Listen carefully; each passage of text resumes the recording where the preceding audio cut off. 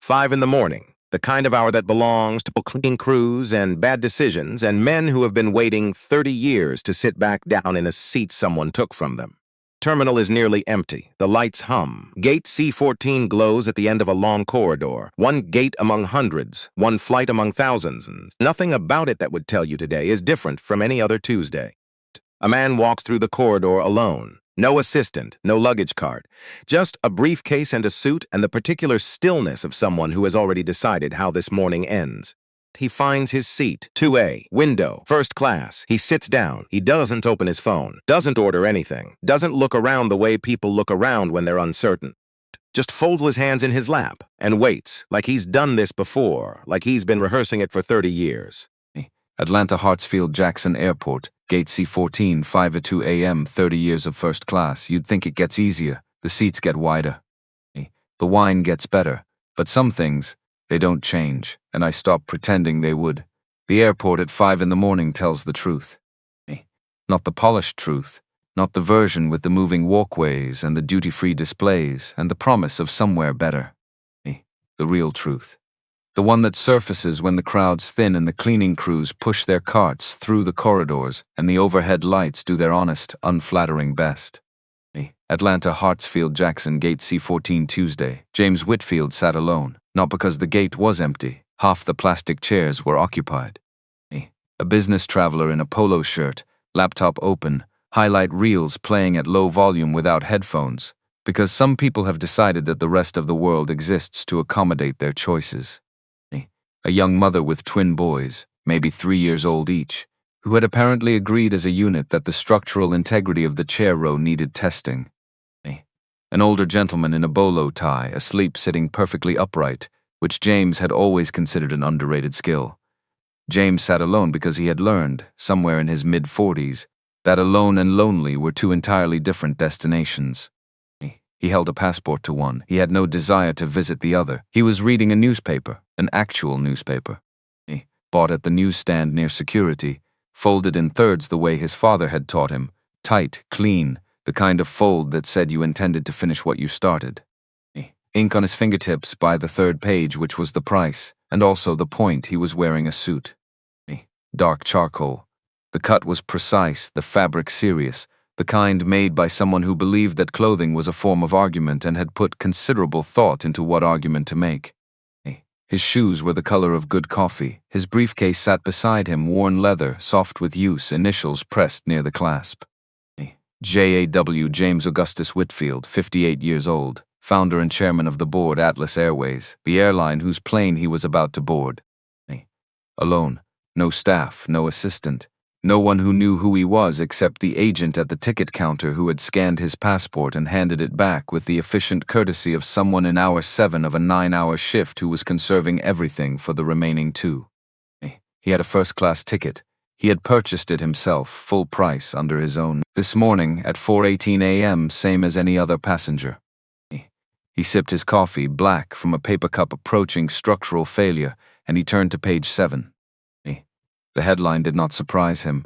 He had seen the draft 3 days ago when his communications team flagged it. Discrimination in the sky. Why black passengers keep fighting the same battle. He read it anyway, slowly.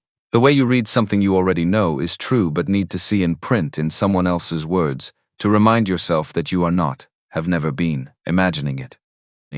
When he finished, he folded the newspaper and set it aside. He looked through the floor-to-ceiling windows at the aircraft on the tarmac. Atlas livery, midnight blue and silver, his colors, his decision 26 years ago, sitting at a folding table in a borrowed office in downtown Atlanta, arguing with a designer about whether dignity could be expressed through a color scheme. He had believed it could. He still believed it. He needed to verify something first. His phone buzzed. A text from a contact saved as M. Everything is in place. You don't have to do this yourself. So he typed back 4 words. Yes, I do. Boarding. He put the phone in his jacket pocket, picked up his briefcase, walked to the gate. The agent scanned his boarding pass without looking up. He walked down the jetway. He found seat 2A. He sat down, settled his briefcase under the seat ahead, looked out the small oval window at the pre-dawn dark. And he waited. 30 years earlier, Atlanta to Chicago, Continental Airlines, November 14, 1994. Not now. But some things don't leave. They just go quiet and wait for the right room to open up again. James was 28. He had just received the first real bonus of his career. 3 years at a consulting firm. Hours that should have required a medical waiver. Ambition in vending machine sandwiches, and the particular stubbornness of a man who had been told, in various ways and by various people, that rooms like the ones he was trying to enter were not built for him. The check was not large by any standard he would later know, but at 28 it was the most money he had ever seen attached to his name. He did 3 things. He called his mother, he paid the last of his student loans, and he bought a first-class ticket from Atlanta to Chicago. Because he had told himself, for 3 years, that when he could afford it, he was going to sit at the front. Where there was space, where the glass was glass and not plastic, where no one's elbow spent 2 hours in his ribs. He wore his best suit, his only good suit, still in the dry cleaner's plastic when he put it on.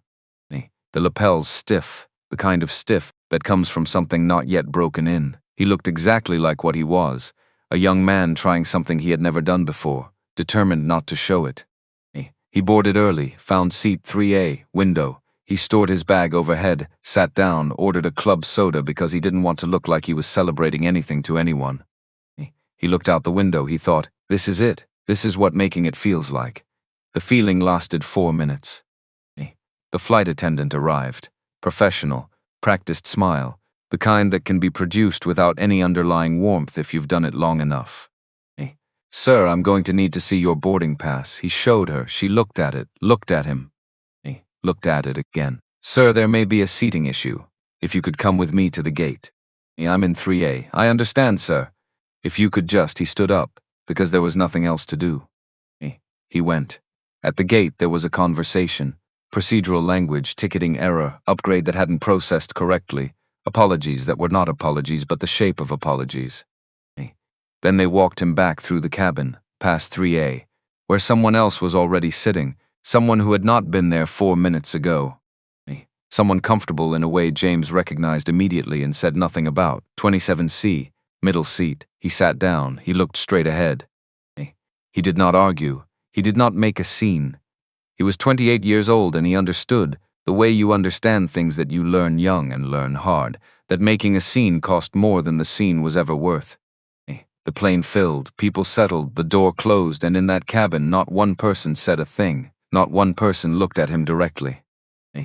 They had all seen or sensed or registered something, and they had made the same decision, separately, without coordination, the way people make certain decisions when the cost of looking is higher than the cost of not.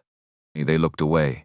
Before he deplaned in Chicago, he did something he hadn't planned. He kept the boarding pass, the one for 3A. Continental Airlines, Atlanta to Chicago, November 14, 1994. They had let him keep it, the clerical error, the mistake that wasn't a mistake. He folded it, slid it into his jacket pocket. He told himself it was evidence. He told himself it was a reminder. The truest answer was simpler. He kept it because he knew, the way you know certain things before your mind has words for them, that he would need it one day. He just didn't know for what yet. Atlas Airways Flight AT-2209, first-class cabin, 5:44 a.m. The boarding announcement came at 5:38. James watched from seat 2A as the gate area organized itself into the particular choreography of early morning departure. The polo shirt businessman stood immediately, because some people treat boarding like a competitive event. The young mother somehow managed both twins with the quiet efficiency of someone who had stopped expecting help and made peace with it. The man in the bolo tie woke up with the serene alertness of a person who had never in his life been groggy.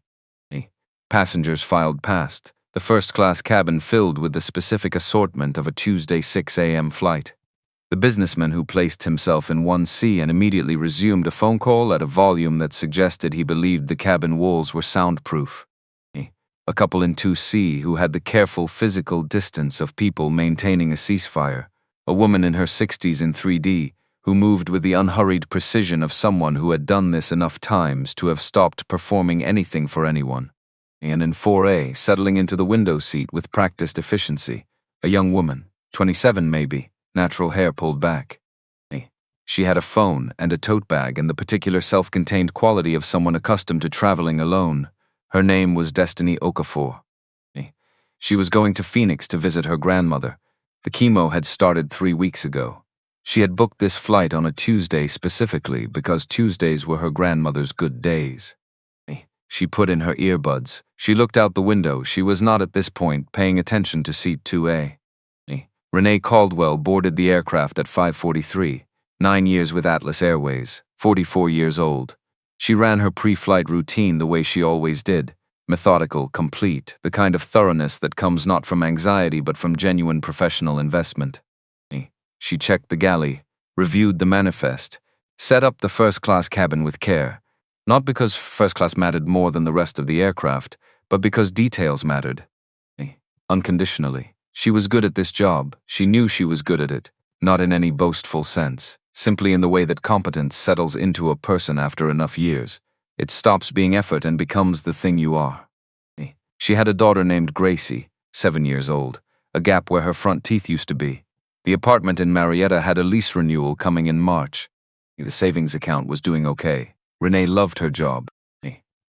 She had earned it through 9 years of things that don't appear in any job description. The 4 a.m. alarm clocks, the red-eye flights, the passengers who spoke to her like she was furniture, the particular skill of remaining warm to someone who is being unkind to you, and then walking 10 steps to the galley and leaving it completely behind. She finished her setup. She looked down the first-class cabin, and she saw James Whitfield in seat 2A, dark suit. Briefcase, a watch that caught the cabin light. The way he was sitting completely still, hands folded, not reading, not on his phone, not doing the performative busyness that most first-class passengers did before departure. Just sitting. Something moved through her, not a thought, not yet a thought, more like a signal, pre-verbal arriving before language could catch it. The kind of thing that happens in the gap between perception and understanding. Something is off. She did not examine it. Why would she? She had felt this signal before. It had served her 9 years of pattern recognition, professional instinct. Experience. She walked to 2A. "Good morning, sir. May I see your boarding pass?" He looked up. His eyes were calm. Not relaxed. That was different. But settled, like someone who had decided something before arriving and was not going to be moved from it. He handed her the boarding pass without a word. She looked at it. 82209, seat 2A, first class. The ticket was in order. "Thank you," she said. She walked back to the galley. She stood there. The signal had not gone away, which meant, she told herself, she hadn't looked carefully enough. Internal galley, 5:49 a.m. The pass looked fine. Everything looked completely fine. But doesn't that also mean, no? Stop. It's fine. He's just sitting there. He's sitting very still. Which is actually, that's unusual, isn't it? Most people are on their phones. He's not on his phone. He's just waiting like he's expecting something to happen. That's probably nothing. She was going to look one more time. Standard procedure. Totally standard. She walked back out. "So sorry to bother you again, sir. Could I take one more look at your boarding pass?" He looked at her. Something moved across his face, fast like a cloud shadow crossing a field, and then it was gone. He held out the boarding pass. She looked at it, longer this time. "And may I see your ID as well?" Just to confirm. The woman in 3D looked up from her book, slowly. The kind of slow that means you've been watching longer than you let on. The businessman in 1C did not look up. James said very quietly, "My ID, yes sir, routine verification. You didn't ask the gentleman in 1C. The sentence landed without heat. It was not an accusation so much as a fact being introduced into the room, quietly for everyone to do something with. A beat. Something shifted in Renee's face that she wasn't fully aware of. "Sir, it's just routine." He reached into his jacket. He produced his wallet, removed his driver's license, held it up. She took it. James Augustus Whitfield, Atlanta, Georgia. Photo matched. A Buckhead address. She handed it back. "Thank you. Can I get you anything? We have still water, no ice." Of course. She returned to the galley, poured the water. Stood there for a moment she couldn't entirely account for. His name was James Whitfield. His boarding pass and ID were valid. His suit cost more than her monthly take-home. So that was that. And yet she didn't know how to finish that sentence. She just knew there was one. She picked up the water. She walked back out. She was not at this point aware that she was doing something wrong. That was the most important fact of the entire morning. She genuinely was not. First-class cabin, pre-departure, 5:53 a.m. more passengers boarded. The ceasefire couple in 2C whispered something to each other. The businessman in 1C's call ended. He switched to emails with aggressive thumb energy. The woman in 3D had returned to her book, though she was turning pages more slowly than before. In 4A, Destiny Okafor had her earbuds in, but one hand resting on her phone in her lap in a way that suggested she was listening to the room as much as to whatever was playing. James looked out the window at the ground crew moving below. He knew this aircraft. He had approved the interior specs. The seat spacing in first class was wider than industry standard. His decision, made after spending 14 hours in coach on a competitor's route and concluding that the human body deserved better than a space the approximate dimensions of a generous filing cabinet. He knew the galley configuration, the emergency equipment, the maintenance history of this specific 737, which had come off lease 8 months ago and been recertified to a standard his own engineers had called excessive, which he had accepted as a compliment. He knew everything about this plane except what it felt like to sit in it as a passenger. That was the gap he had come here to close. Renee came by once more before the doors closed. She offered pre-departure beverages with the same warmth she offered everyone. Coffee, juice, water, champagne. She smiled at each passenger in turn. James noticed that she paused infinitesimally when she reached his row. "Anything else I can get you, sir?" "I'm fine, thank you." She moved on, but she did not go far. He heard her voice from the galley, low, directed away from the cabin, not meant to carry. Except it did just enough, the way sounds always carry when a cabin is still, and people are pretending not to listen. "I've done this long enough to know. Would you just ask the captain to come take a look?" James reached into his briefcase. He found the plain white envelope, old, the paper slightly soft with age, the kind of softness that accumulates through years of careful keeping. He moved it from the briefcase to his inside jacket pocket. He looked out the window. He checked his watch. He waited. First class cabin, 6:01 a.m. Captain Holt Brennan enters. Captain Holt Brennan had 24 years in aviation, routes on 4 continents. Whether he would have declined if he'd known in advance how bad it would get. 3 FAA commendations and 1 from a branch of service he didn't guess at dinner parties. He was 52 years old, and he carried the particular physical ease of a man who had, over many years, become the person other people looked to when things went wrong. He was a good captain. He knew it the way competent people know their own competence, not loudly, just as settled fact. He also had a son named Marcus, 17 years old, his mother's eyes, a laugh that expanded whatever room he walked into. Holt thought Marcus was the best thing he'd ever done, significantly better than the commendations, and he thought this with the complete, uncomplicated certainty that he had never been able to apply to anything else. Renee appeared at the cockpit door. "Captain, sorry, passenger in 2A. I've checked his boarding pass 3 times. Something just doesn't sit right." Holt looked at her. 9 years he had known Renee Caldwell. She was not a person who escalated without reason. She did not run to the cockpit for noise. "Specific issue?" She paused, chose her words. "He's very calm." "Too calm for a 6 a.m. departure. He won't engage much, keeps checking his watch. His ID and pass all check out, but..." She stopped. "I know what I know after 9 years, Holt. Something's wrong." "Okay," he said. He stood up. This was the mistake. Not conscious, not malicious. A mistake made from trust and habit and the accumulated weight of 24 years of responding when people he trusted said something is wrong. He did not ask what Renee meant by calm. He did not ask what wrong looked like. He simply went. He was in the cabin in 80 seconds. He saw James Whitfield, dark suit, briefcase. The watch, a Patek Philippe, which Holt recognized because his brother-in-law owned one and treated every social gathering as an opportunity to mention it. The man was looking out the window with the quality of someone who has been sitting exactly like this, without adjustment or restlessness for a while. "Good morning, sir." Professional, warm. The calibrated combination of authority and approachability that 24 years had refined. "I'm Captain Brennan." "I understand there may have been some confusion about your seat." James looked up. "Has there been?" he said. "Not a question. Just routine, sir. If I could, this is the 4th time someone from your crew has asked me for documentation." James's voice was the same temperature it had been all morning, unhurried, the way a river runs level, not because there's no force behind it, but because the force has been there long enough to find its own course. "In 23 minutes. Holt said nothing. "The gentleman in 1C has not been asked once," James continued. The couple in 2C has not been asked once. Every other passenger in this cabin has not been asked once.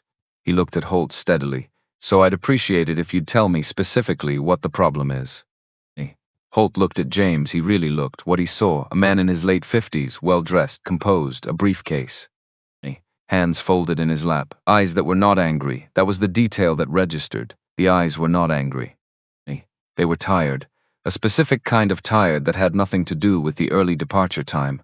The kind that accumulates over decades and becomes a permanent resident in a person's face. Sir, Holt said, and something in his voice had shifted without his permission. I apologize for the inconvenience. If you could bear with us, Captain. Quieter now, quieter than before. I would like to ask you one question. Sir, one question. A pause. Do you have children? Holt stopped. Something moved in his chest. Unannounced, yes. How old? 17. James looked at him for a moment. Then he reached into his jacket pocket. Holt's hand moved, slightly, reflexively, the way 24 years of training coded into a body. But James moved slowly, deliberately slowly, the kind of slow that is itself a message. He removed a white envelope. Old paper, held it in both hands for a moment, then he set it on the tray table. He didn't open it. Sit down for a moment, Captain. Sir, that's not procedure. What I'm going to show you will change how this conversation goes. A pause. I'd rather you be sitting. The woman in 3D had set down her book, not placed it, set it down. The couple in 2C had stopped their murmured conversation entirely. In 4A, Destiny Okafor had removed one earbud. Holt didn't sit. But he didn't walk away. Sir, he said, I need you to come to the front of the aircraft so we can address this without disrupting the cabin. I'm not disrupting anything, James said. He looked at Holt with those tired, level eyes. You are. The cabin, 43 people doing the careful non-listening of people who are absolutely listening, went 1 degree quieter.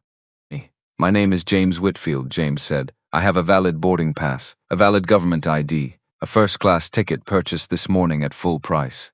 I am in my assigned seat. I have made no requests. I have raised no issues. I have disrupted no one. He paused. So I would like you to tell me in specific terms what the basis for this is.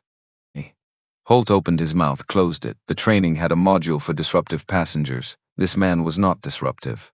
A module for ticketing disputes. There was no dispute. A module for security concerns. There was no articulable concern. What there was, a flight attendant's instinct, 9 years deep. A captain's trust in his crew.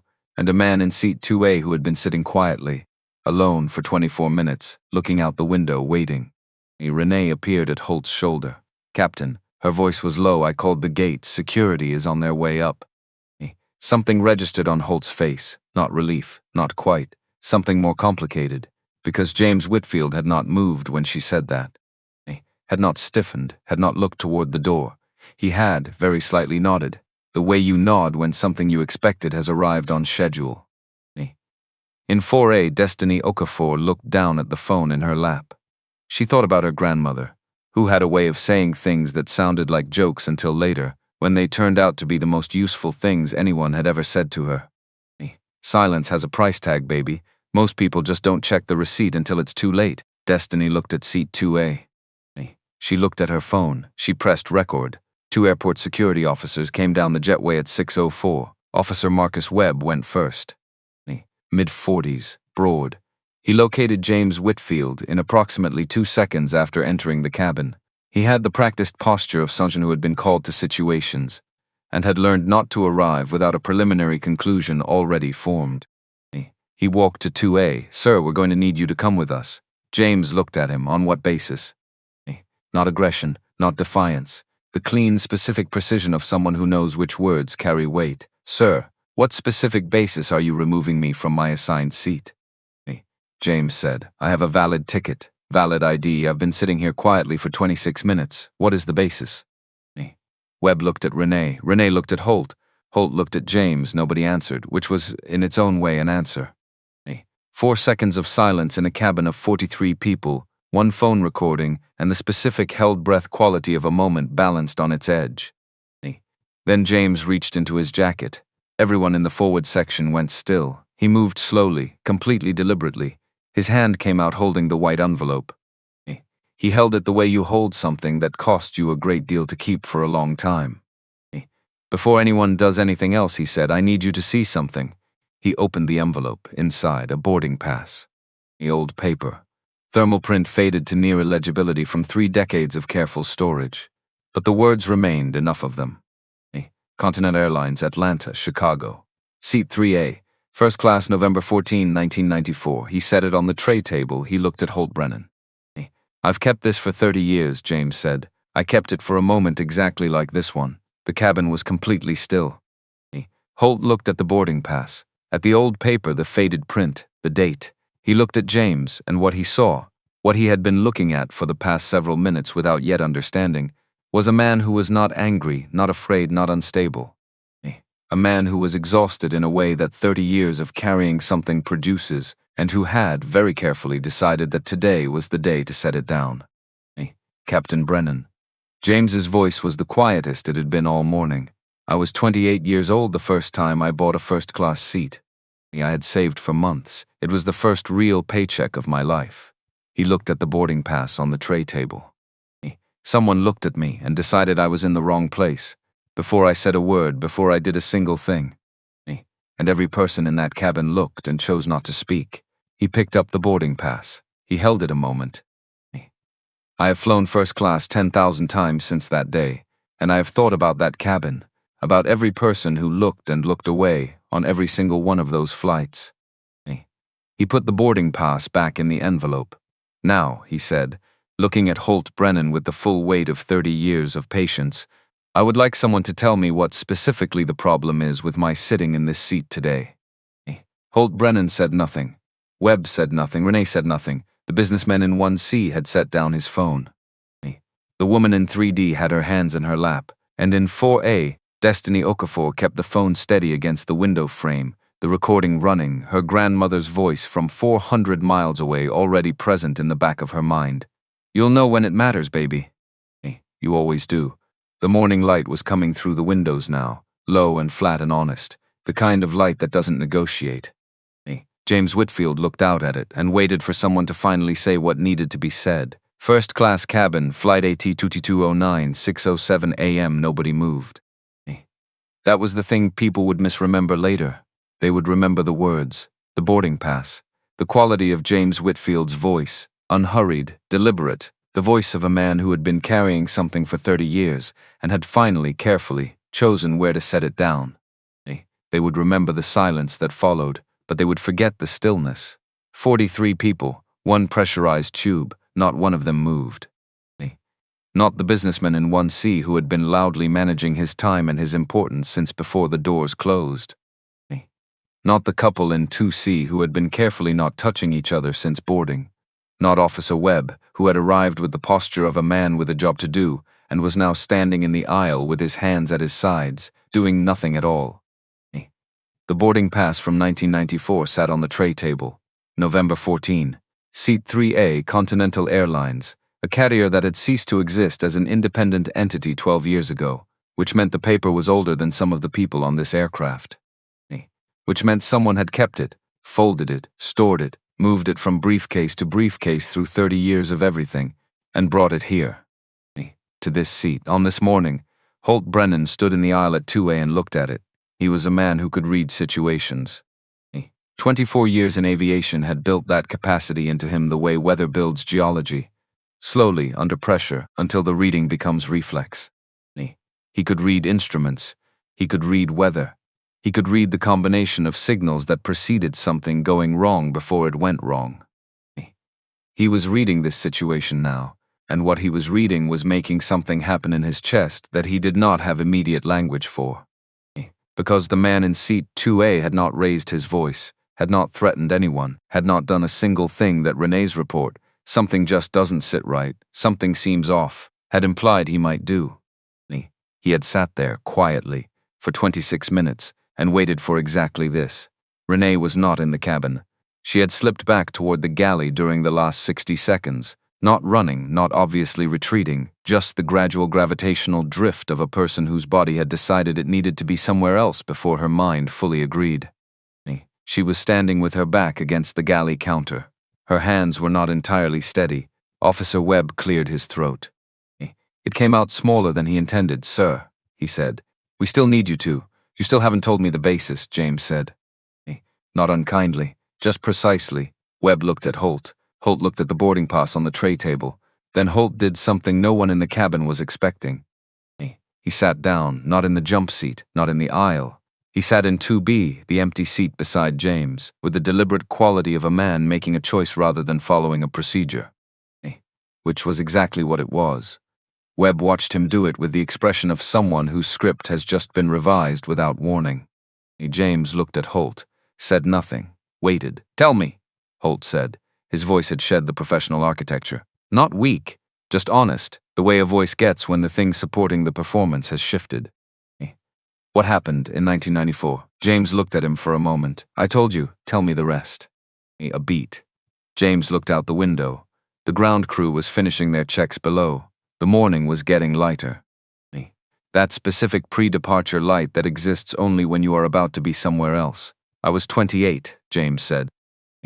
I'd worked 3 years without taking a vacation. I received a bonus. The most money I'd ever had with my name attached to it. I called my mother. I paid off my loans. And I bought a first-class ticket because I had told myself that when I could afford it, I was going to sit at the front." He paused. "I wore a suit, new, still stiff from the cleaners. I ordered a club soda. I looked out the window and I thought, this is what making it feels like." The couple in 2C had stopped pretending to be looking at anything else. 4 minutes later, James said, "A flight attendant asked to see my boarding pass, then asked me to come with her. Then put me in 27C. He looked at the tray table, at the envelope, middle seat, and no one said anything," Holt said. "Not one person." Holt was quiet. "I kept the boarding pass," James said. "I didn't plan to. I just couldn't leave it there. I've carried it since. Through 3 briefcases and 2 offices and 26 years of building something." He looked at Holt directly. "I brought it today because I needed to sit in this seat and know whether what I built had become the thing I built it against. And now I know." Holt looked at his hands. He was a man who had spent 24 years being certain of things. His instruments, his crew, his own judgment. He had trusted those certainties because they had never seriously failed him. He was understanding, sitting in 2B on a Tuesday morning in October, that certainty and correctness are not the same thing, and that the distance between them can be very large.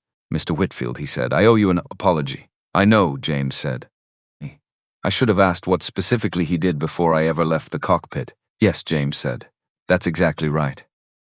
What did he do? Not what does he seem like. Not what does instinct say. What did he actually do?" He looked at Holt. "What was the answer to that question?" Holt was quiet. "Nothing," he said. James agreed.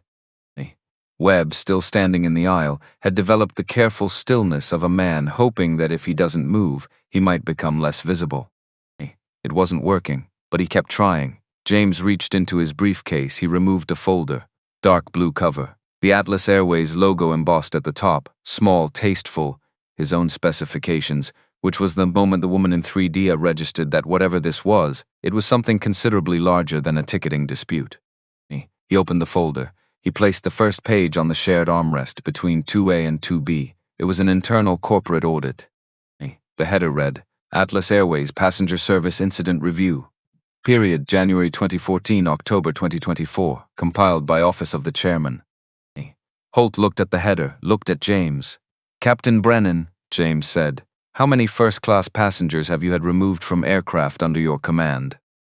Holt was quiet a moment. "A few. Maybe 23, James said. Holt went still, documented in this report. 23 passengers removed from premium cabins on flights under your authority in the past 10 years. James turned to the second page.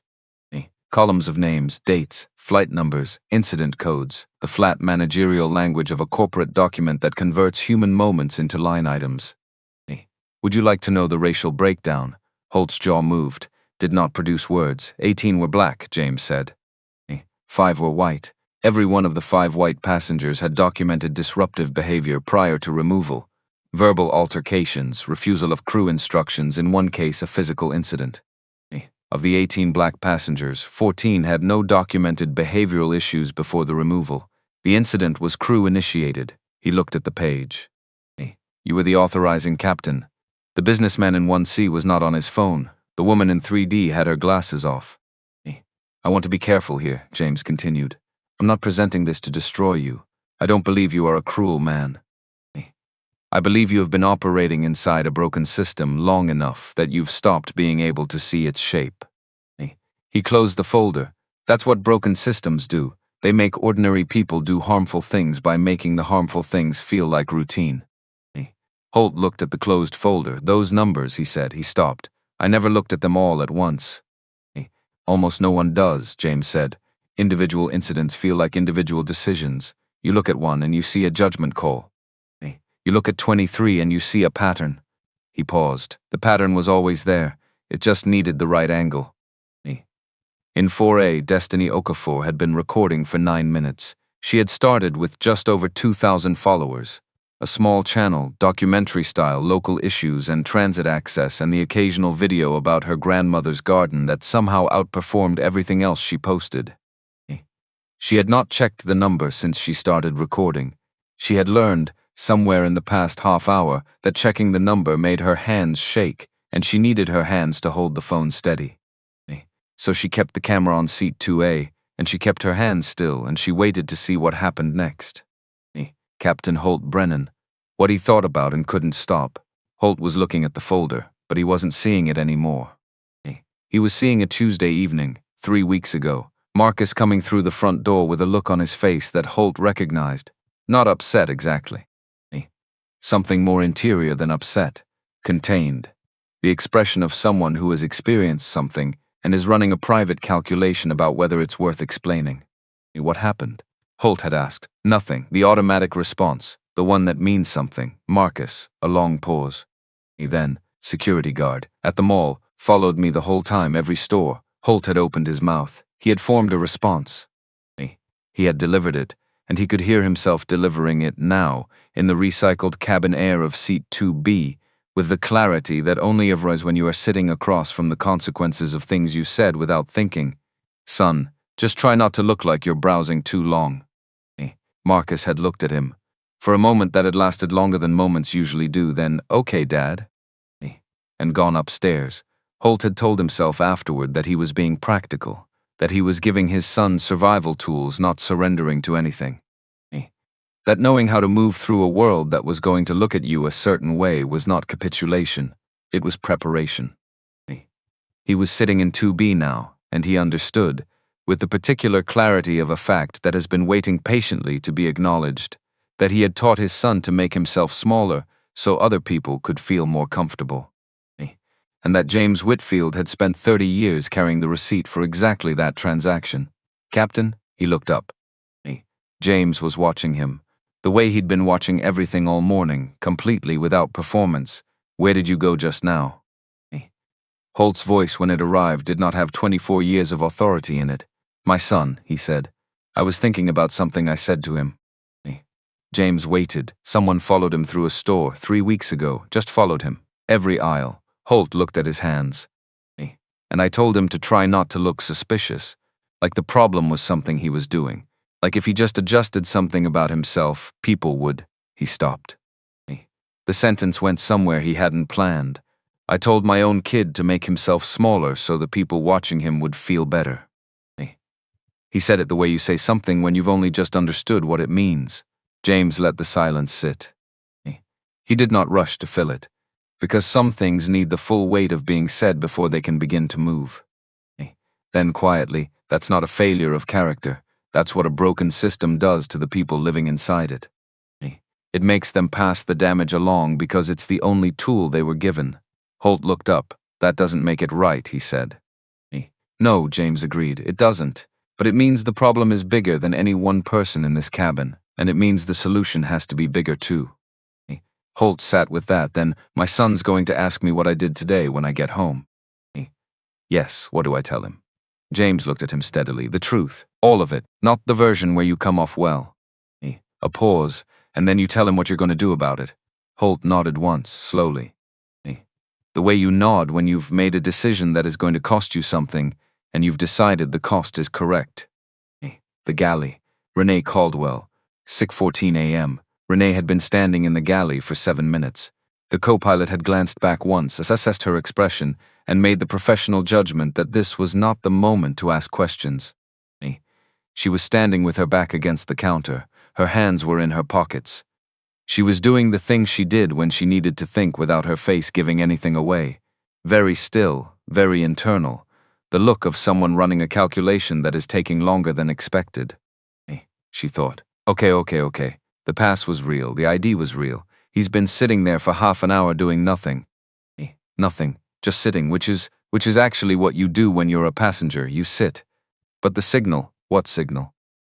What specifically was the signal? She tried to find it, tried to locate the exact thing that had sent her to his row the first time. The specific observation, the specific behavior, the concrete thing. There wasn't one. There was a feeling, a pre-verbal thing, a pattern that her brain had matched against something in its files and flagged as wrong before she'd had a chance to ask it why. She had trusted that flag. She had trusted it because she had trusted it before and it had seemed correct, and no one had ever told her to examine it. 2 years ago, she thought, and there it was, the memory she'd been circling. 2 years ago, a flight from Dallas. Also a black man in first class, also well-dressed, also quiet. She'd felt the same signal and reported it to Joyce, the senior attendant on that flight, who had 20 years and the particular patience of someone who has seen most of things and is no longer surprised by any of them. Joyce had checked the manifest, come back to the galley, looked at Renee for a moment with an expression that Renee had not been able to fully read. Then, "Renee, honey, go serve your section." That was all. Renee had filed it as handled and moved on. She was standing in the galley now and she understood for the first time what Joyce's expression had been, not patience. Tired. The specific exhaustion of a person who has seen this particular thing too many times and does not have the energy to explain it one more time to one more person who is not yet ready to hear it. Oh, Renee thought. Just that. Just oh. The small, devastating syllable of finally understanding something you didn't know you were missing. She came out of the galley. She had to. She could not stand in there forever, and more than that, she had a sense, deep and instinctive, that she needed to be present for whatever was happening in 2A. That walking away from it entirely was its own kind of choice, and she had already made enough choices this morning that she hadn't examined closely enough. She walked back into the first-class cabin.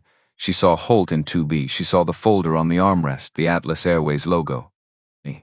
And she saw Holt's face, the particular expression of a man who has just received information that cannot be returned, information that has permanently altered the landscape of what he knows about himself. She knew before she read a single word that her name was in that folder.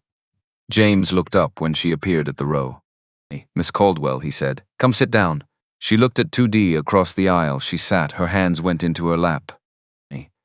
She was aware of them in the way you become aware of your own hands when you need something to do with them, and there is nothing appropriate to do. "I'm going to show you something," James said, "and before I do, I want to be clear about what it is.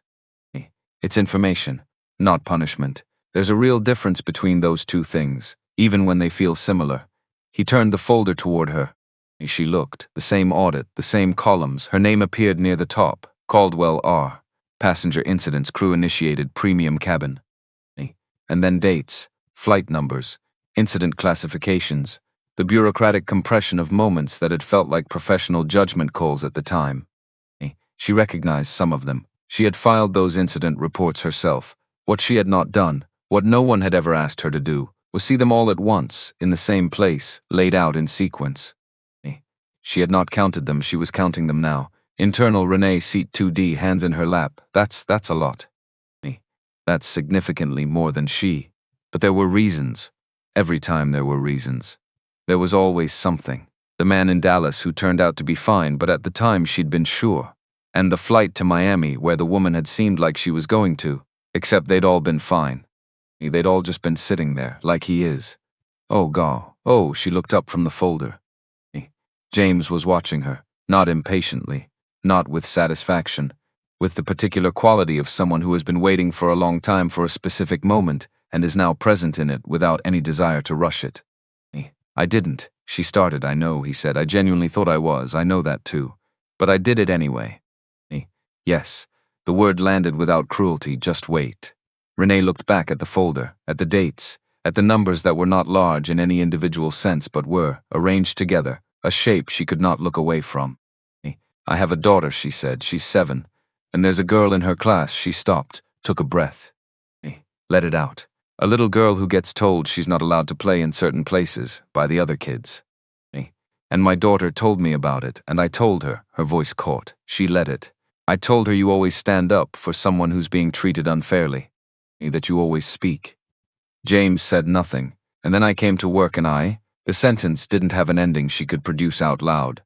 She looked at the folder. I did exactly what I told her not to do, except the other direction, a silence.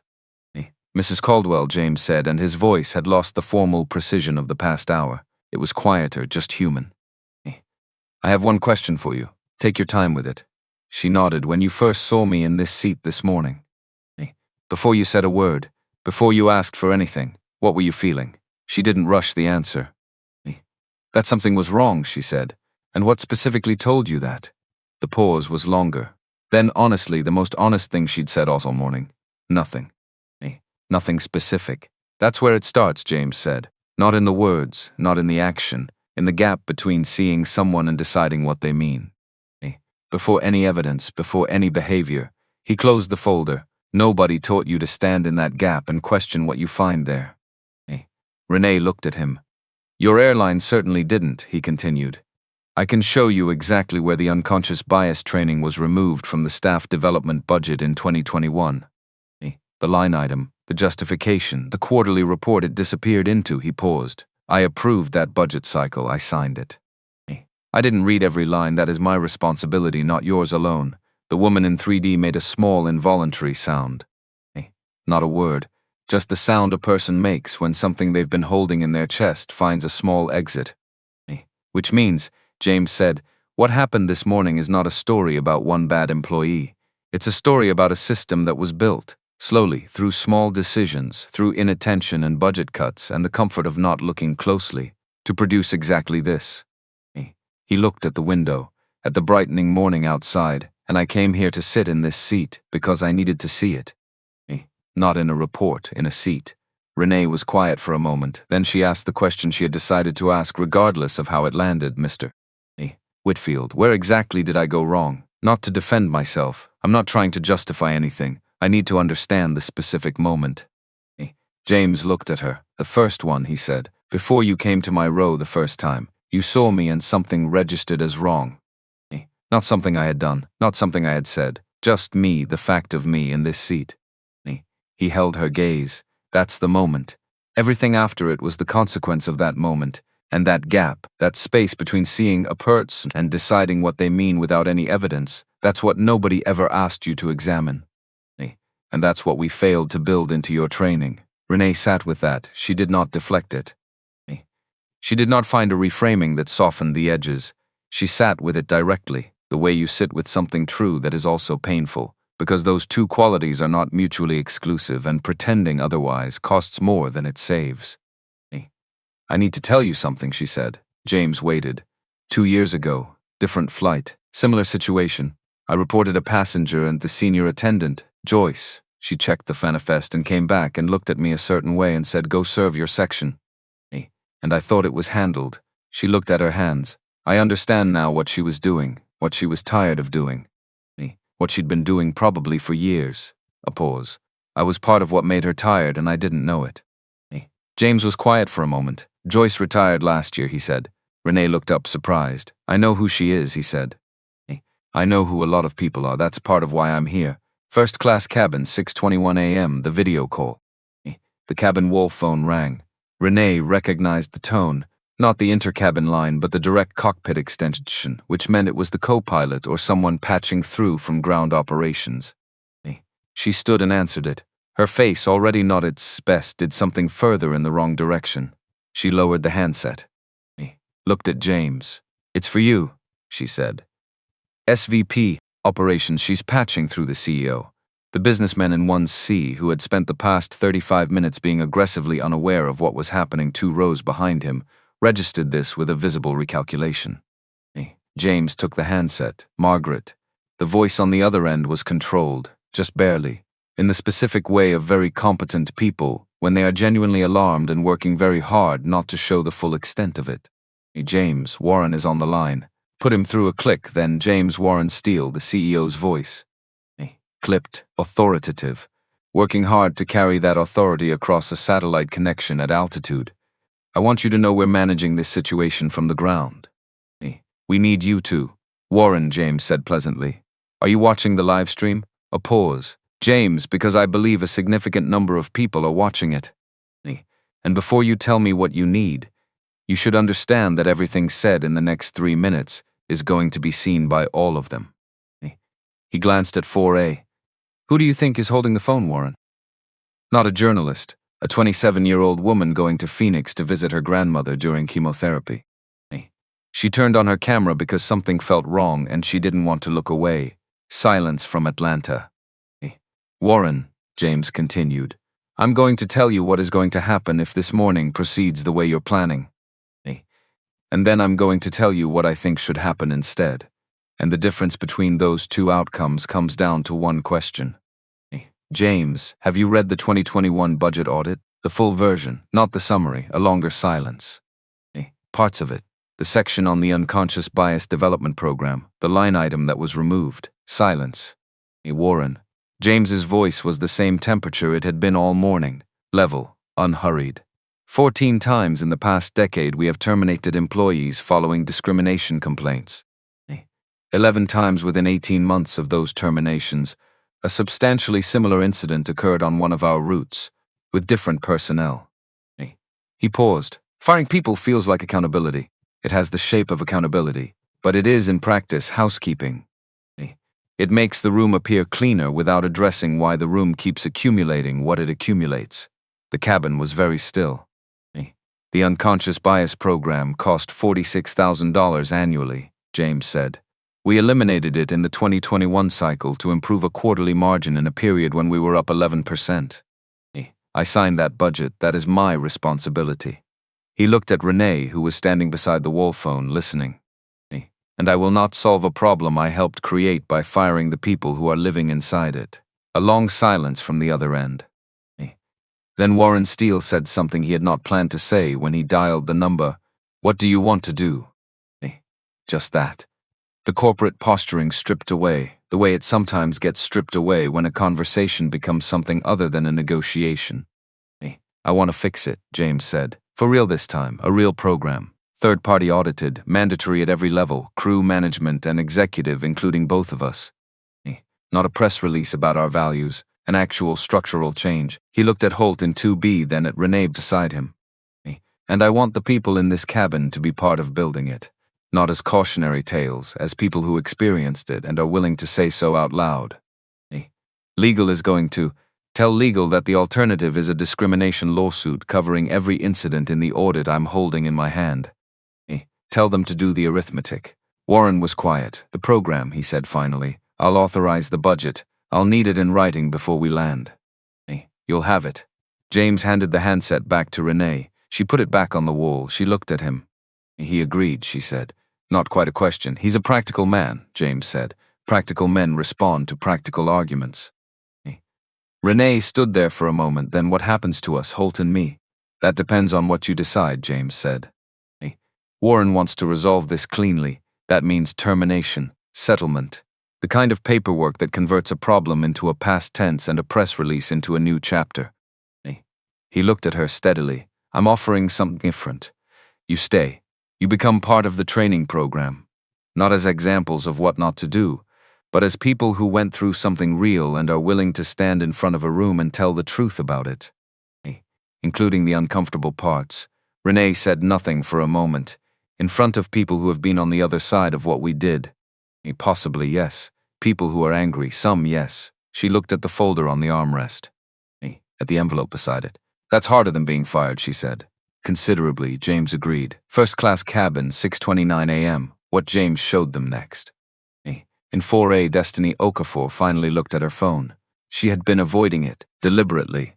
Because looking at the number made it real in a way she wasn't sure she was ready for.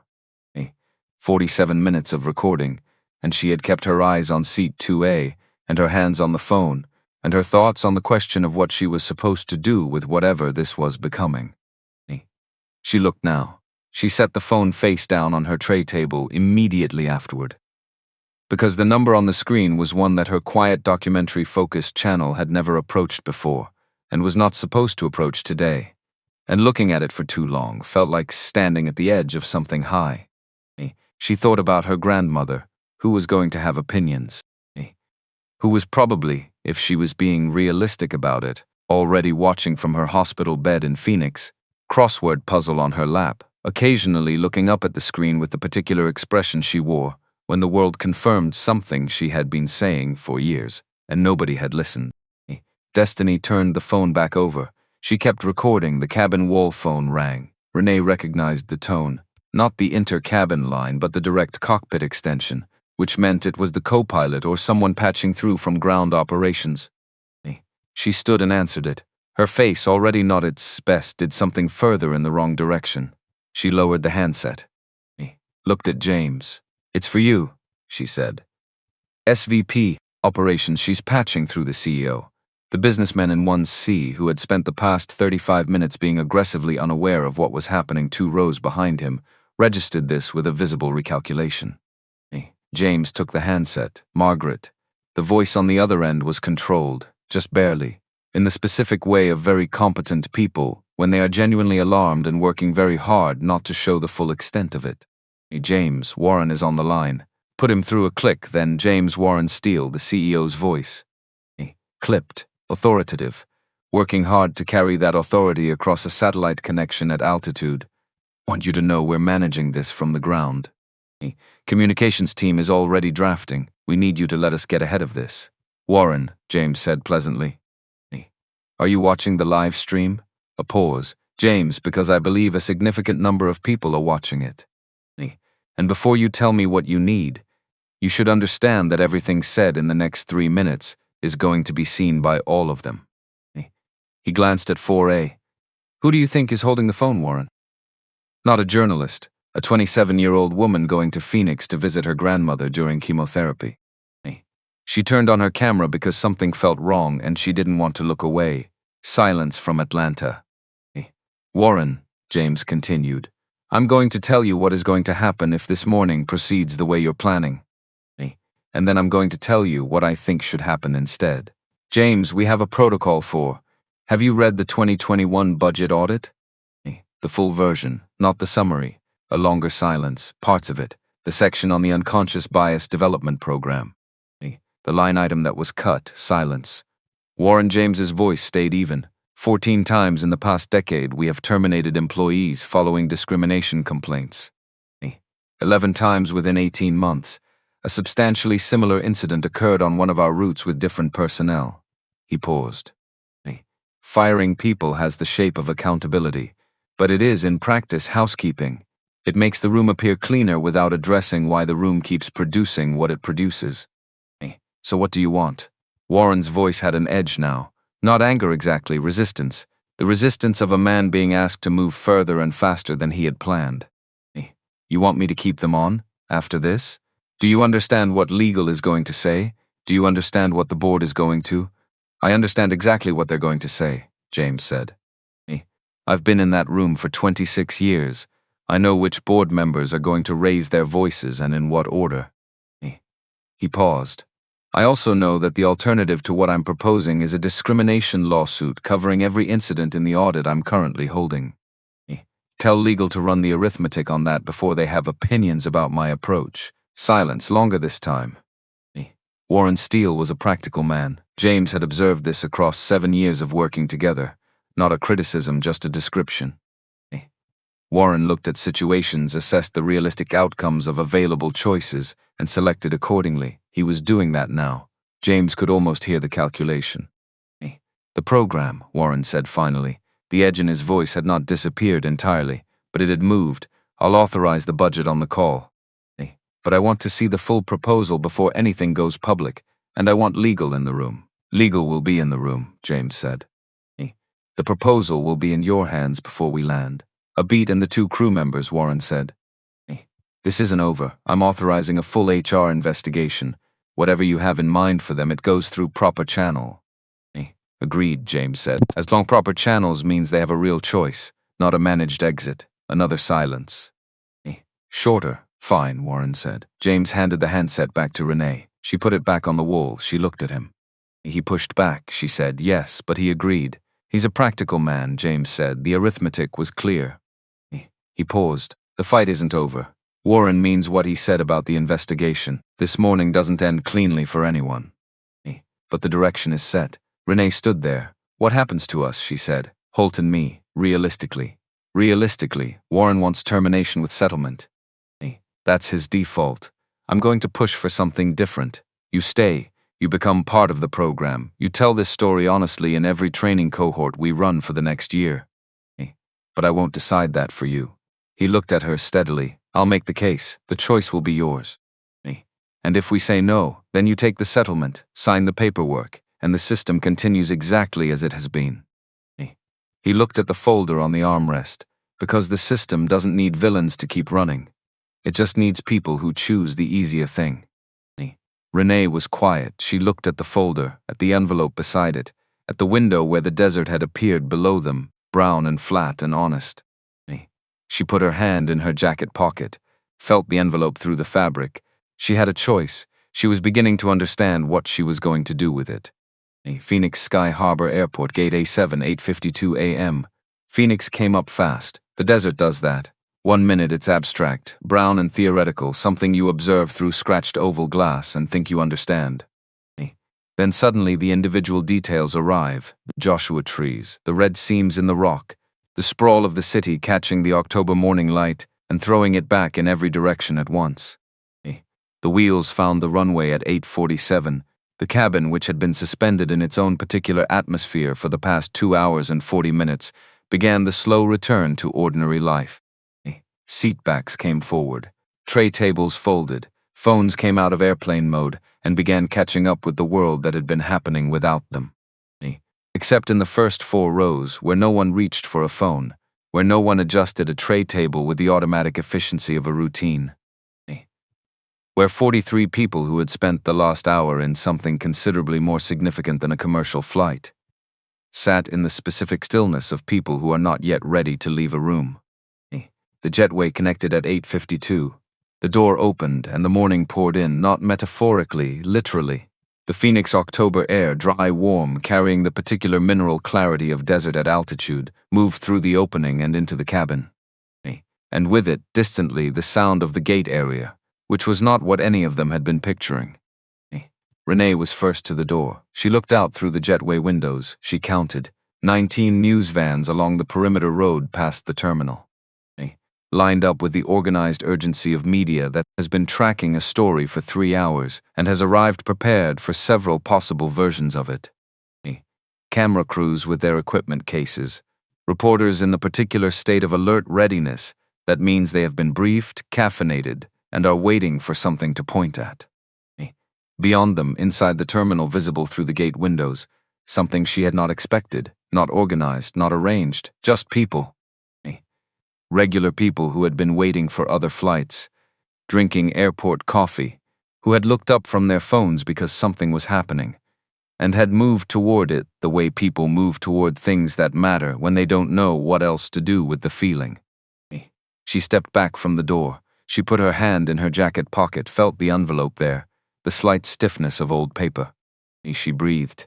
Passengers began to move. The businessman from 1C was among the first. He stood, retrieved his roller bag from the overhead with practiced efficiency, turned toward the door, and stopped at row 2. He looked at James, who was still seated, watching the cabin empty with the unhurried attention he had brought to everything this morning. The businessman opened his mouth, closed it, seemed to make a decision about the inadequacy of whatever he had been about to say. Then he nodded, once, deliberate, the nod of someone acknowledging a debt they haven't figured out how to pay, and continued to the door. The couple from 2C passed without stopping, but they were holding hands. They hadn't been holding hands when they boarded. The woman from 3D stopped. She was in her mid-60s, silver hair cut close, good posture, a carry-on bag with a university hospital logo on the side. She had been watching from 3D since the second time Renee asked for the boarding pass, and she had watched with the quality of someone who recognized what she was seeing and was paying careful attention to all of it. She stood beside 2A. James looked up at her. She said, I was on a flight in 2003, a different airline. I watched something very similar happen. She stopped, collected the next part carefully. I looked away. I've thought about it many times since. I've never said that out loud to anyone. James waited. I don't know if saying it now helps anything, she said. I just needed to say it to someone who would understand what it cost. It helps, James said. More than you know. She nodded once, picked up her bag, walked up the jetway without looking back. The kind of exit that means someone has put down something they've been carrying and doesn't want to risk picking it back up. The cabin emptied around James. He sat in 2A and let it happen. The gradual departure of 43 people, each carrying their version of the past 2 hours and 40 minutes. Each going somewhere, he sat until the cabin was empty. Then he picked up his briefcase. He stood, he walked to the door. He stepped into the jetway. He walked toward the light at the end of it. Margaret Ashby was the first person he saw. She was standing at the gate door. She had spent the past 3 hours managing an escalating situation from 400 miles away, and she had marshaled everything she had to remain as steady as the situation required. 59 years old, 19 years with Atlas Airways, the kind of institutional knowledge that lives in a person's bones rather than in files. James, Margaret, you're in one piece. I generally try to be. She looked at him, the specific look of someone running a rapid assessment of a person they know very well. Then she fell into step beside him, and they walked together through the gate area, and people looked, and some had their phones up, and James did not adjust his pace or his bearing. He walked the way he always walked, like a man who is exactly where he is supposed to be. Warren is here, Margaret said. His charter landed about an hour ago. He's been at the Admiral's Club on B Concourse since. Good, the FAA liaison is requesting, I know. There are 2 attorneys from Kellerman and Walsh who flew in from, I know, and there's a woman from the ACLU who says she's been following the live stream since. Margaret. He glanced at her. Give me 30 minutes. She stopped walking. He kept going. She stood there for a moment, watching him move through the gate area with that unhurried, absolute certainty of direction. Then she pressed a button on her phone and said quietly to whoever answered, he needs 30 minutes. Tell Warren. Tell everyone else. A pause, yes, including the FAA. She hung up. She followed at a distance that was professionally appropriate and personally worried. Gate A7 Concourse, Phoenix Sky Harbor, 9:04 a.m. Renee Caldwell had found the pillar. Every airport has them, the structural columns that create small pockets of semi-privacy in fundamentally public spaces. She was standing beside one near the edge of the gate area, not hiding, not quite. The specific position of a person who needs a moment that is technically public but practically alone, who has used the nearest vertical surface as a collaborator. Officer Webb had briefed her 15 minutes ago, not unkindly. He was a man doing his job, and his job in this instance required him to deliver facts without editorial. The facts, suspended pending full investigation, cooperate with HR, no media statements without legal counsel. Keep her Atlas Airways ID for now, but do not operate in any crew capacity. He had added on his way out, in a voice slightly lower than his official one, for what it's worth, you didn't do the worst thing I've ever seen up there today. She still didn't know what to do with that. Holt was 20 feet away. He had found a gate chair, the kind of chair that is designed to be sat in for 45 minutes maximum, and becomes progressively less comfortable after that, but which he apparently intended to occupy indefinitely. He had his elbows on his knees. He was looking at his phone with the focused vacancy of someone who is using the screen as a surface to stare at rather than a source of information. They hadn't spoken since the plane. There was nothing yet that could be said. Some things need to be fully felt before they can be articulated. Articulating them prematurely produces the right words in the wrong order, and the wrong order costs something. James walked to Renee. She straightened when she saw him coming, not defensively, the straightening of a person acknowledging a presence that matters. How are you? He said. An actual question. She considered the automatic answer. Dismissed it. This was not the morning for automatic answers. Scared, she said. Ashamed. And there's something else that I don't have the right word for yet. What does it feel like? She looked at the gate area. At the news cameras setting up near the terminal entrance. At the ordinary people who had gathered without signs or slogans. Just gathered, the way people gather when they sense that something worth witnessing is happening. Like I've been holding something in the wrong position for so long that my body stopped noticing it was wrong, she said. And then someone corrected it. And it hurts. But it's the kind of hurt that means something needed to happen. James was quiet for a moment. That's an honest description, he said. I don't know what happens to my job. You have a choice, that's what happens. The shape of what comes next depends on what you decide. She looked at him. Warren Steele's first instinct is termination, James said. Settlement, the kind of paperwork that converts a crisis into a prior fiscal quarter. Clean, fast, the problem rendered grammatically past tense. He looked at the cameras. I'm going to offer something different. But you should know what it actually involves before you agree to it. The training program, yes. You travel. You speak, you tell this story, your specific part of it, honestly, including the parts that are hard. To every training cohort Atlas Airways runs for the next year minimum. Not as a lesson plan, not as a case study in the abstract, as yourself, as a person who got something significantly wrong and chose to understand why rather than retreat from it. Renee said nothing. In front of rooms full of people, James continued, some of whom will be angry, some of whom will have been on the receiving end of what you did, or something like it. Some of whom will not forgive you, and you will stand there anyway and tell the truth. She looked at the envelope in her jacket pocket. She didn't take it out. She just placed her hand against it from the outside, feeling the shape of the old paper through the fabric. That's considerably harder than being fired, she said. Yes, James agreed, it is, and it doesn't fix what I did. Nothing fixes what you did. The people on that audit list, those experiences happened. They're not retrievable. The best available option is to make sure they become part of how this company learns to do something different.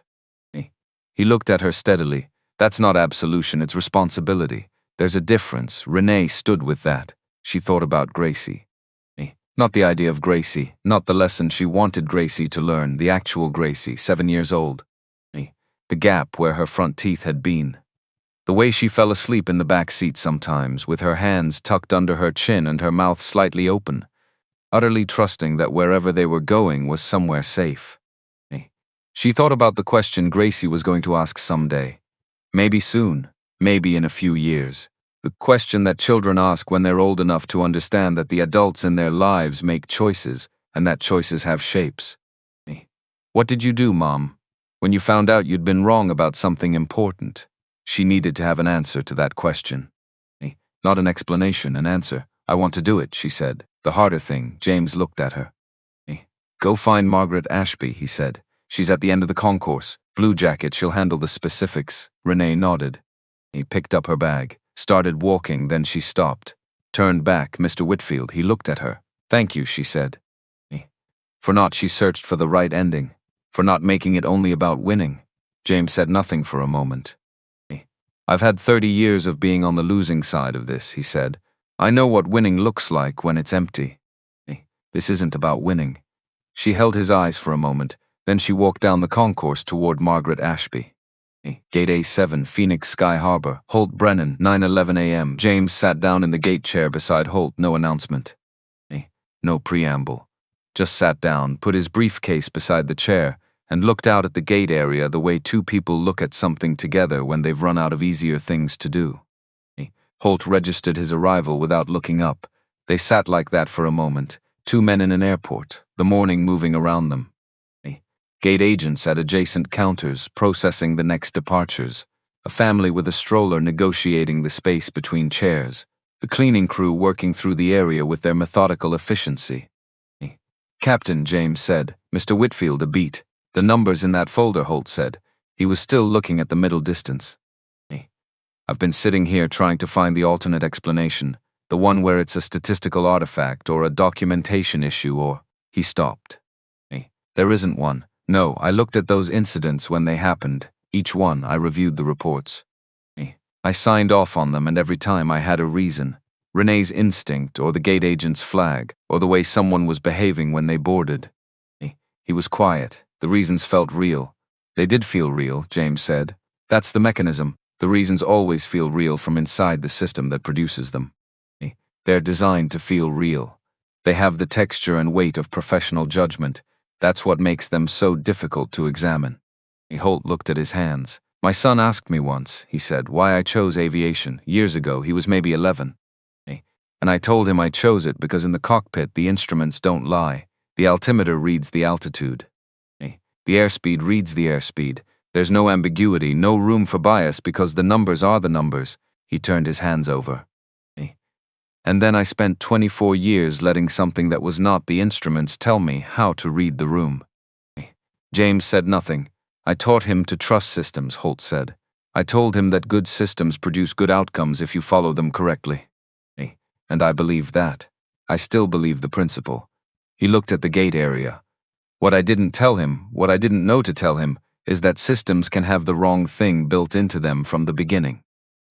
And following a flawed system correctly still produces the flawed outcome. That's a more sophisticated understanding than most people arrive at, James said.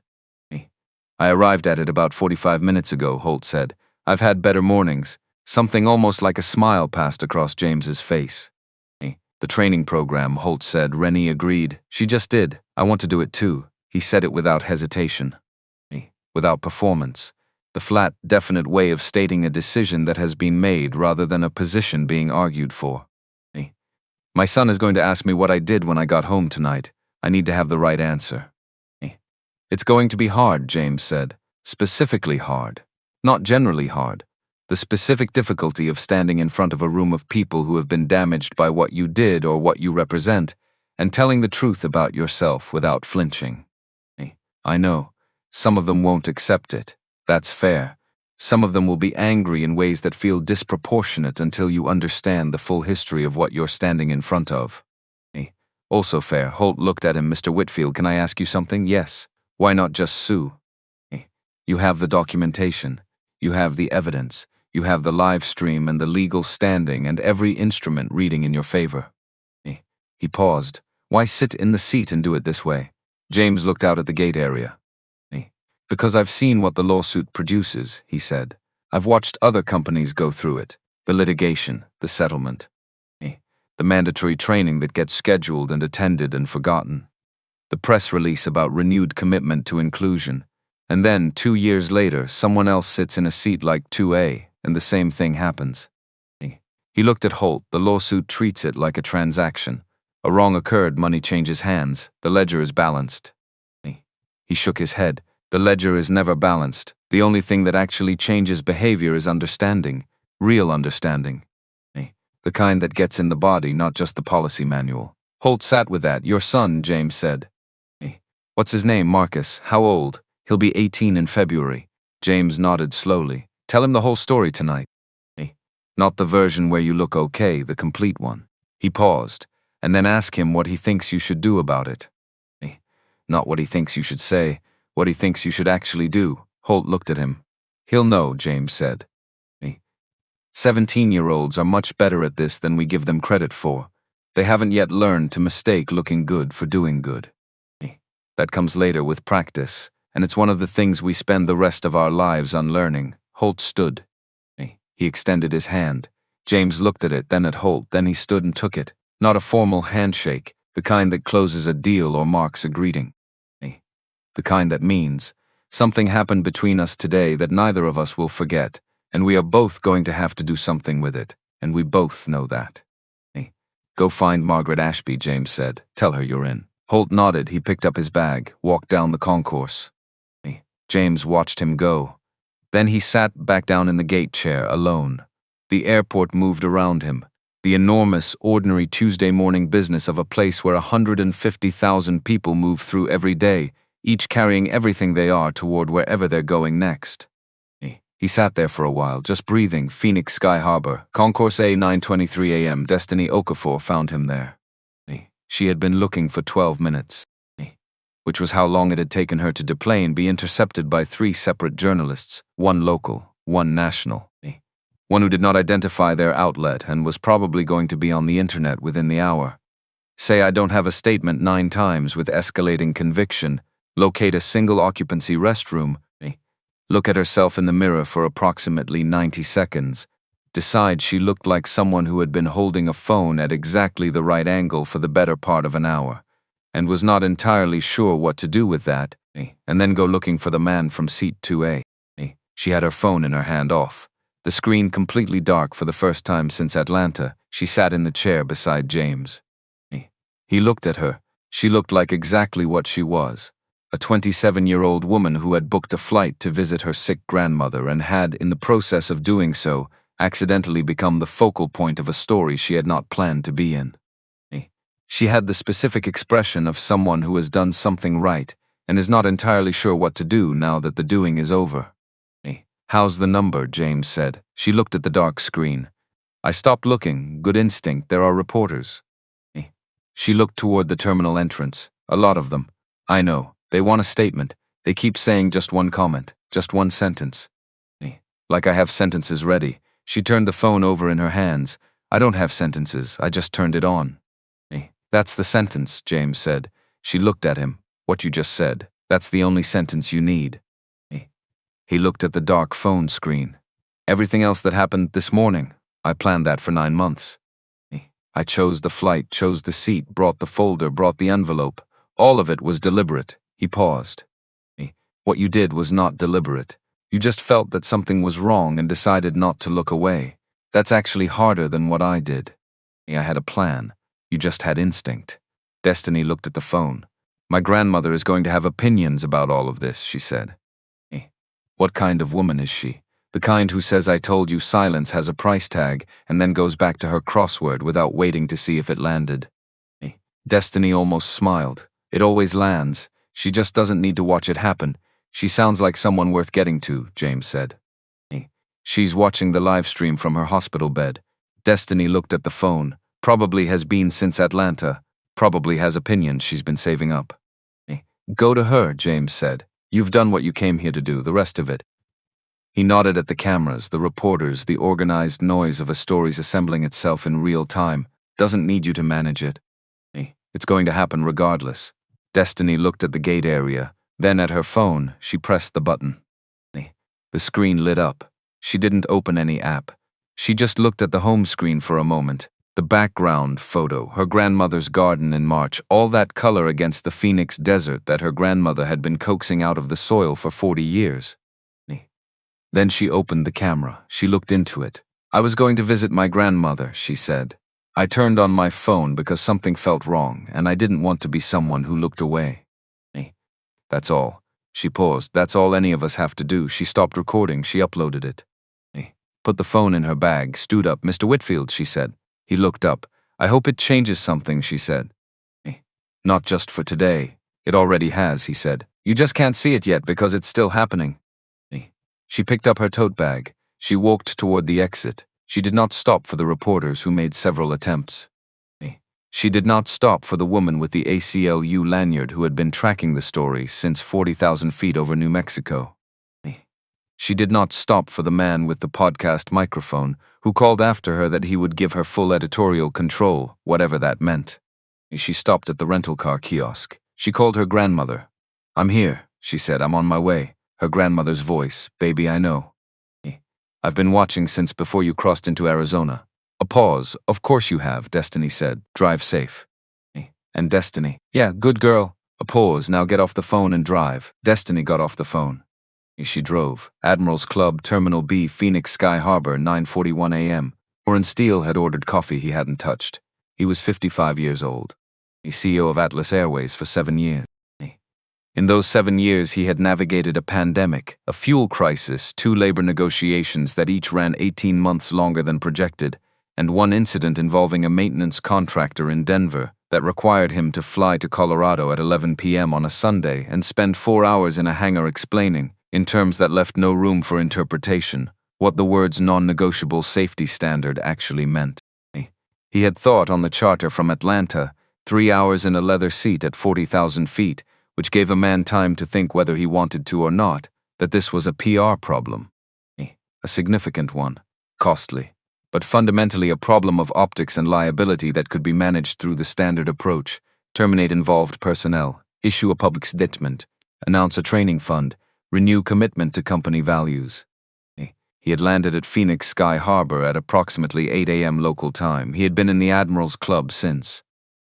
He had watched 90 minutes of the archived live stream on his laptop. He was no longer thinking of it as a PR problem. James arrived at 9:41. No entourage, just him. Briefcase. The same dark suit from 5 in the morning, which somehow still looked exactly as it had at the gate in Atlanta, despite everything that had happened between then and now. He sat down across from Warren at the small table by the window and looked at the untouched coffee. "You should drink that," he said. "It's cold. Order another one."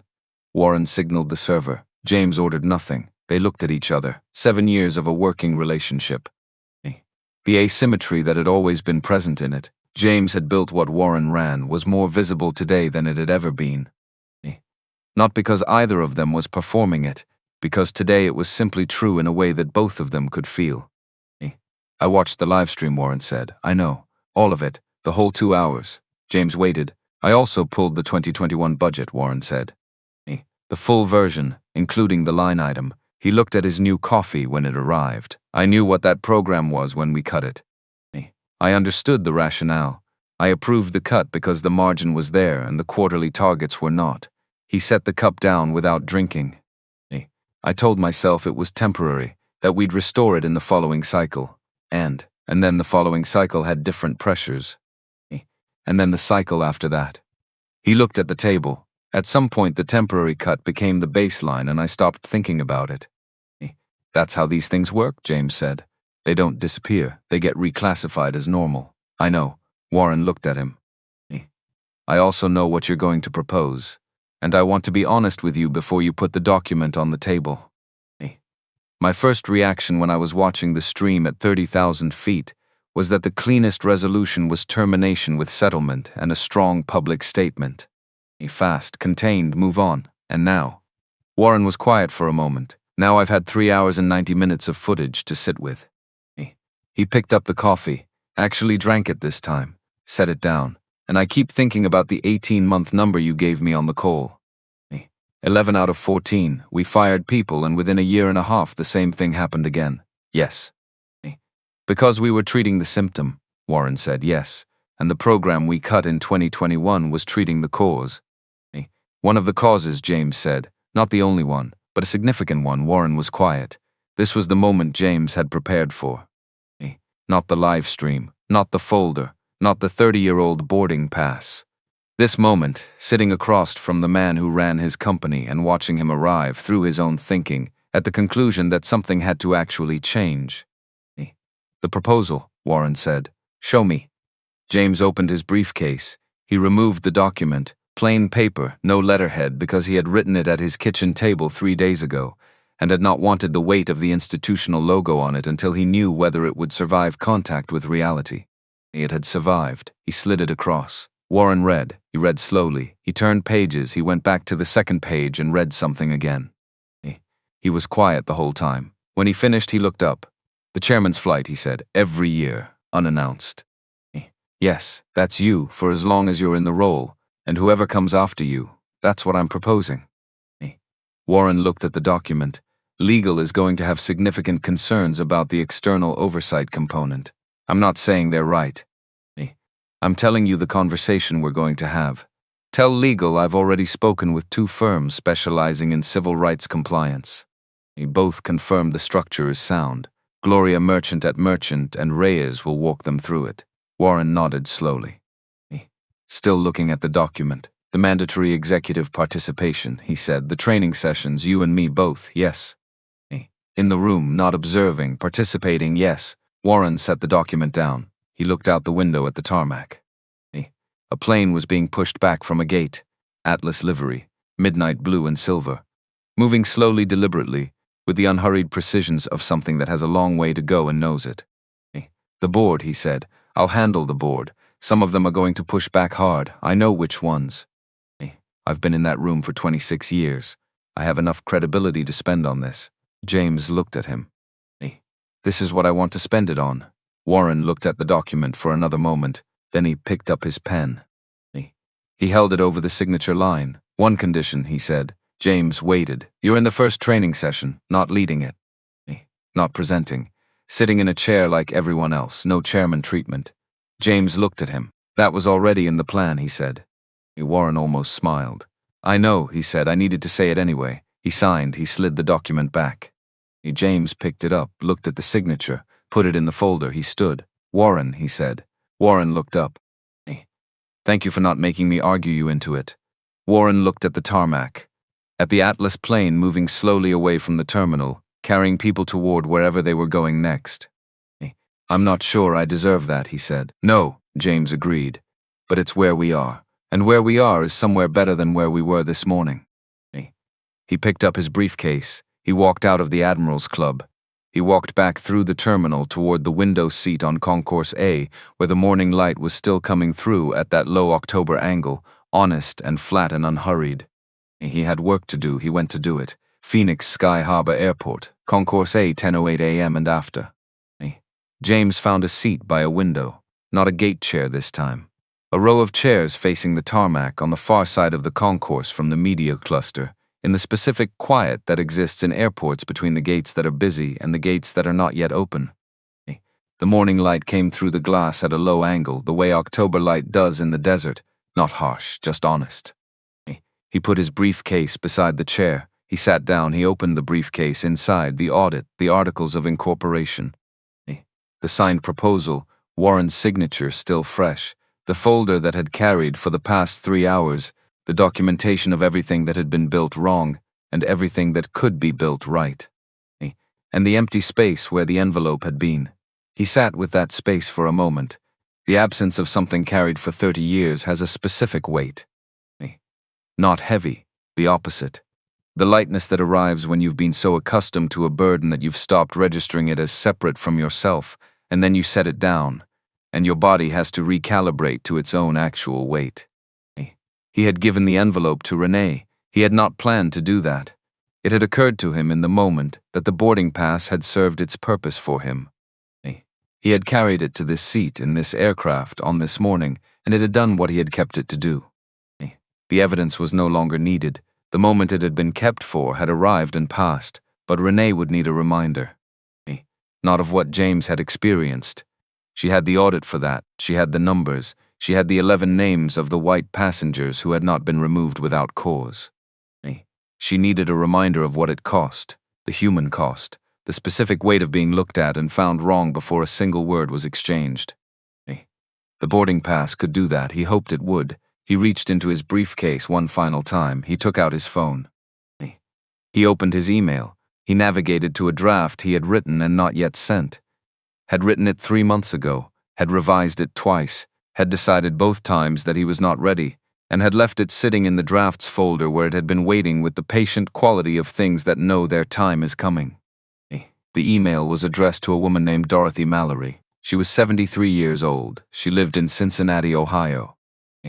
She had spent her career in a school district, 28 years teaching 3rd grade, 7 years as a curriculum coordinator, and then retirement and a church choir and a garden that her daughter sent photos of at Christmas. She had been in row 14 on Continental Airlines Atlanta to Chicago, November 14, 1994. James had found her 3 years ago. It had taken time and resources and the particular kind of determination that comes from needing to close something that has been open for a very long time. He had the draft of this email. He had not sent it because he hadn't known what he wanted to say. He knew now. He read the draft one more time. "Dear Mrs. Mallory, my name is James Whitfield. In November of 1994, we were on the same flight from Atlanta to Chicago. You were in row 14. I was moved from seat 3A to 27C by a flight attendant who decided without any specific evidence that I did not belong in the front of the aircraft. You looked up. I know you did, because I saw you. You looked up and you saw what was happening, and then you looked back down at your magazine. I have thought about that moment, about you specifically, about that choice, many times in the 30 years since. Not with anger. I want to be very clear about that. Not with anger, with something more like grief for the situation, which I think is different. I have wondered what it cost you, whether you have thought about it since, whether it has occupied any space in the years between then and now. I built a company after that flight, Atlas Airways. I built it because I never wanted anyone to experience a seat 27C the way I experienced it that day. I wrote into the founding documents that no passenger of my airline would ever be made to feel they did not belong. This morning I sat in a first-class seat on one of my own aircraft and watched the same thing almost happen again. The same system, different people. The same moment where someone looked and chose silence. Except this time, a young woman in the back of the plane turned on her camera and did not look away. I don't know what you've carried from that day in 1994. I don't know if you've thought of it at all.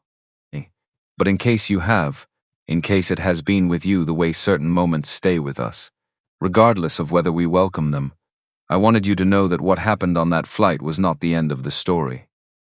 It was the beginning of mine, and today, finally, we got somewhere. I thought you deserved to know that, James A. Whitfield. He read it once more. He pressed send. He closed the phone. He sat by the window for a while. The tarmac, the planes moving with their deliberate practiced efficiency, the ground crew in their orange vests, the fuel trucks, the baggage handlers, the enormous invisible architecture of systems that made it possible to take 200 people and move them through the sky from one point on the earth to another. He thought about all the seats on all those planes, on all those mornings. He was going to fix as much of it as he could. He was 58 years old, and he had built one company from nothing, and he had held a piece of paper for 30 years because it needed to mean something eventually. He was reasonably sure he had enough time. He stood, picked up his briefcase, walked toward the exit. Behind him on the tarmac, AT-2209 was being turned around for its next departure. It would carry passengers to Atlanta in approximately 2 hours. First class, coach, all of it. He hoped they would be treated well. He believed they would be. He was going to make sure of it. 6 months later, Renee Caldwell is in a conference room in Denver. 160 new Atlas Airways crew members in folding chairs. First week of training. Average age 23. They have the particular energy of people who have been told, repeatedly in the past 5 days, that this company is different from other companies, and who are still in the process of deciding whether to believe it. Renee is about to give them a reason. She does not read from notes.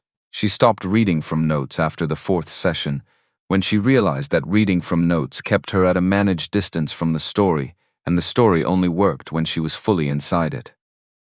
She tells them about seat 2A, she tells them about the signal, the pre-verbal, pre-rational thing that sent her to that row, before she had any concrete reason to go. She tells them what it felt like to believe she was following professional instinct, and to discover, later, what she had actually been following. She tells them about the folder, the numbers, the 18 names. She tells them about Gracie, about the question she asked that morning over breakfast. About the gap between the answer Renee had given her daughter and the choice Renee had made 3 hours later on a flight to Phoenix. She tells them about the envelope. She reaches into her jacket pocket. She takes it out. She holds it up. Old paper, soft with age, the Continental Airlines logo still faintly visible in the upper left corner. November 14, 1994, she says. A man bought his first-class ticket. He saved for months. He wore a new suit. He sat in his seat and looked out the window and thought, this is what making it feels like. She looks at the envelope, and someone looked at him and decided, without a single piece of evidence, that he was in the wrong place. She looks at the room. That person was doing her job the way she had always done her job. The way she had been trained to do her job. The way the system had rewarded her for doing her job. She puts the envelope back in her pocket, and 30 years later I was that person. She is still nervous every time she does this. She has stopped apologizing for the nerves. The nerves mean it still costs something. The day it stops costing something is the day she should stop doing it. After the Denver session, a young woman stays behind, 22 years old. First posting is Phoenix. She has the careful attentiveness of someone who has been paying full attention to something and has decided to act on it. My father, she says, something like this happened to him 2 years ago, different airline. He never reported it. He said it wasn't worth the trouble. Renee looks at her. He was wrong about that, she says. Not about whether it was difficult, about whether it was worth it. The young woman nods. What do I do if I see something starting? On a flight, you stop, Renee says. You ask yourself one question before you do anything else. She pauses. What specifically did they do? The young woman nods again. She leaves. Renee stands alone in the conference room for a moment. She puts her hand against the envelope through her jacket pocket. Then she picks up her bag and goes to catch her flight home, and she calls Gracie from the gate, and Gracie talks for 11 minutes about horses without stopping, and Renee listens to every single word. Captain Holt Brennan's son Marcus turned 18 in February. He spent his birthday weekend at his father's 4th training session in Charlotte, North Carolina. He sat in the front row. He listened to his father describe 23 passengers in 24 years. He listened to his father describe them all. He described the thing he had said, just try not to look too long. He did not look away from any of it. After, when the room had cleared and the two of them were stacking the folding chairs, Marcus said, "You know what I keep thinking about? Tell me, all those people in the cabin in 1994, the ones who looked away," he stacked another chair. "They thought they weren't doing anything. They probably went home and didn't think about it again." A pause. "But Mr. Whitfield thought about them for 30 years. Holt set down the chair he was holding. "Yeah," he said. "I know." "So looking away isn't neutral," Marcus said. "It's a choice. It just doesn't feel like one at the time." Holt looked at his son, 18 years old, his mother's eyes, his grandfather's certainty, a clarity of understanding that Holt had spent 24 years of professional experience and one very long morning in Phoenix arriving at, and which Marcus had apparently arrived at by listening to a story and thinking about it carefully. "You're going to be okay," Holt said. Marcus looked at him. "I know, Dad." A pause. "So are you." They finished stacking the chairs. They went to dinner. They talked for 3 hours about everything and nothing, the way fathers and sons sometimes talk when they've gotten past the things that were in the way and found that there's a great deal worth saying on the other side. Dorothy Mallory replied to James's email on a Thursday afternoon in February. He was in a board meeting when it arrived. He saw the notification on his phone and stepped out, something he had never done in 26 years of board meetings, and read it in the hallway. "It was not long, Mr. Whitfield. I have thought about that flight more times than I can count. I have carried it as a kind of debt I did not know how to repay, and eventually stopped believing I would be given the chance to. Thank you for telling me what came after. Thank you for not being angry. I have been angry at myself for 30 years, which I believe is the more appropriate distribution of that particular emotion. I am glad you found your way to today, Dorothy Mallory." He read it twice. He wrote back, "Dear Dorothy." The anger served its purpose. "Now it's done. I hope you're well, James." She wrote back within the hour. "I have choir rehearsal this evening. I will enjoy it considerably more than I expected to when I woke up this morning. Take care of yourself, Mr. Whitfield. The work isn't finished." He read that last line several times. The work isn't finished. He went back into the board meeting. He was different for the rest of the afternoon. Not dramatically, just slightly more settled. The way a room is different after a window is opened, not because anything in the room has changed, but because something necessary has been let in. James Whitfield sat at his desk at 2 in the morning. Atlanta outside the window, the city doing its quiet late-night breathing. The downtown towers with their scattered lit windows. The airport somewhere to the south. Planes moving through the dark with their navigation lights, carrying people through the hours that most people are asleep. He had an email open from a woman in Columbus, Ohio, 63 years old. She had written, "Mr. Whitfield, I don't usually write letters to strangers. I'm not sure this counts as a letter.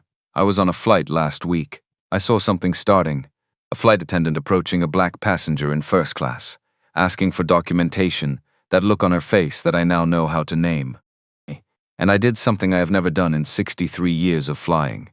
I stood up, I said quietly to the flight attendant, 'I don't think that's necessary.' She looked at me, the passenger looked at me, and then the flight attendant walked away.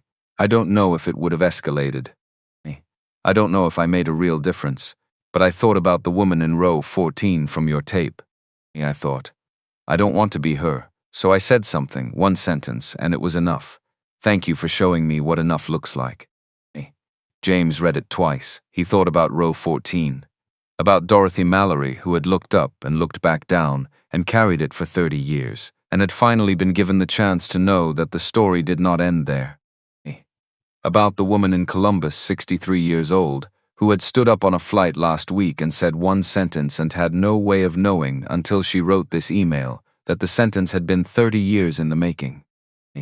About Renee in Denver or Dallas or Charlotte, with the envelope in her jacket pocket and the nerves that meant it still cost something. About Holt, stacking chairs in Charlotte, his son beside him. About Destiny Okafor, on her way to Phoenix in October, who had pressed record because something felt wrong and she didn't want to be someone who looked the other way. He closed the email, he opened a new document, he looked at the blank page for a moment. Then he typed at the top, "What we owe each other." He paused. Then below it he began to write, not for a board presentation, not for a press release, not for any audience he could name yet. Just writing. The way you write something when it needs to exist, and you are the one who needs to make it exist. Outside, Atlanta breathed. The planes moved through the dark. The work continued. And somewhere in Phoenix, a woman named Dorothy Mallory went to choir rehearsal and sang with more clarity than she had managed in years, and didn't tell anyone why, and didn't need to. Some things don't need an audience. They just need to finally be true. Voiceover, James Whitfield, the voice of someone who kept a promise. People ask me if I regret how long it took. 30 years is a long time to carry a boarding pass. To walk through 10,000 airports with a piece of paper in your briefcase. To sit in first class on 10,000 flights and feel every time the weight of that first seat. But here's what I know sitting on the other side of it. That kid in 1994 didn't need a hero. He wasn't looking for a lawsuit or a news cycle or a company built in his name. He needed one person in that cabin to say, wait. Just wait, that's all. I couldn't give him that then, I was him. So I spent 30 years building something. And then I got back on a plane and I waited. Someone said it. Not the person with the most power. Not the one with the most to lose. A 27-year-old woman going to see her grandmother, who turned on her phone and didn't look away. That's all any of us have to do, that's all. That's everything.